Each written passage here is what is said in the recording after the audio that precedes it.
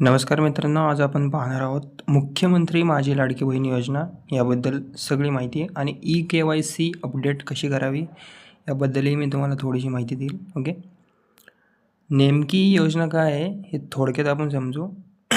मुख्यमंत्री माझी लाडकी बहीण योजना ही महाराष्ट्र सरकारची महिलांसाठी आर्थिक सहाय्य योजना आहे. ओके, त्यामध्ये पात्र महिलांना दर महिन्याला 1500 रुपये हप्ता आत्तापर्यंत मिळत होता. ओके, हा पैसा बहिणीच्या शिक्षण दैनंदिन खर्च किंवा कौटुंबिक मदतीसाठी त्यांना वापरता येतो. ओके, आता यात नवीन एक अपडेट आली आहे KYC. तर आपण बघून घेऊया KYC का आवश्यक आहे. ओके, तर KYC का आवश्यक आहे, कारण की तुम्हाला हप्ता मिळत राहण्यासाठी KYC करणे आता अनिवार्य केलं आहे. ओके, तर असं समजू नका की KYC नाही केली, पेंडिंगवर ठेवली तर हप्ता मिळत राहील. ओके, जर KYC पूर्ण न केल्यास पुढचा जो हप्ता आहे तुमचा हा थांबू शकतो, कारण की सरकारने ऑनलाईन आधार पडताळणी करण्याची प्रक्रिया सुरू केली आहे. ओके, आता KYCची अंतिम तारीख काय आहे. KYCची अंतिम तारीख आहे 18 नोव्हेंबर 2025. ओके, पण आता सरकारने मुदत वाढवली आहे, त्यामध्ये अंतिम तारीख केली 31 डिसेंबर 2025. KYCला जर तुम्हाला लेट होत असेल ना, तर रात्री 1:30च्या दरम्यान करा किंवा 3च्या दरम्यान. ओके, आणि एकदम फास्ट होऊन जाते. ओके, आता याची पात्रता काय आहे. लाडकी बहीणचा हप्ता कोणाकोणाला मिळतो. महिला 21 ते 65 वर्ष ज्यांचं आहे त्यांना मिळतो आणि महाराष्ट्राची ती स्थायी रहिवासी असावी. ओके, आणि कुटुंबाचे वार्षिक उत्पन्न 2.5 लाखांपेक्षा कमी असावे.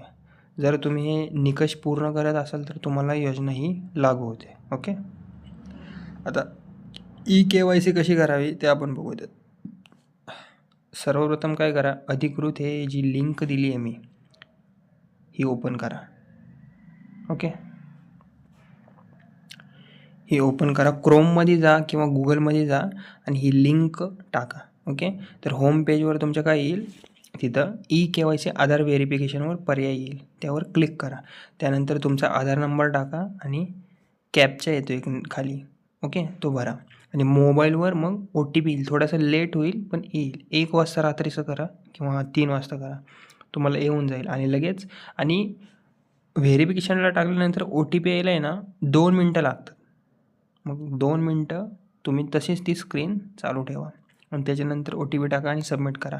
लगेच तुमचं यशस्वी होणार. यशस्वी झाल्यावर स्क्रीनवर कंप्लीटेड म्हणून दिसेल, म्हणजे KYC तुमची पूर्ण झाली आहे. ओके, आणि याच्यामध्ये सावधगिरी काय ठेवायची तुम्हाला सांगतो मी. फेक किंवा नकली वेबसाईट आता खूप आहेत तिथं. ओके, त्याच्यावर काही करू नका. तुमचा आधार नंबर टाकू नका. फक्त अधिकृत पोर्टलवरच KYC करा. 10 वेळा बघा ती वेबसाईट नक्की तीच आहे का. ओके, चुकीची माहिती भरल्यास तुमचा हप्ता थांबू शकतो. ओके, आणि KYC जर नाही केली, KYC न केल्यास तुमचा हप्ता हा थांबू शकतो. म्हणजे जे तुम्हाला 1500 रुपये दर महिना मिळतात त्या अडचणीत येऊ शकतात. ओके, म्हणून अर्ज आणि KYC योग्यरित्या पूर्ण करा, म्हणजे पुढील सर्व हप्ते तुम्हाला नियमित भेटेल. ओके, जर तुम्हाला हा व्हिडिओ आवडला असेल तर लाईक करा, शेअर करा, सबस्क्राईब करा.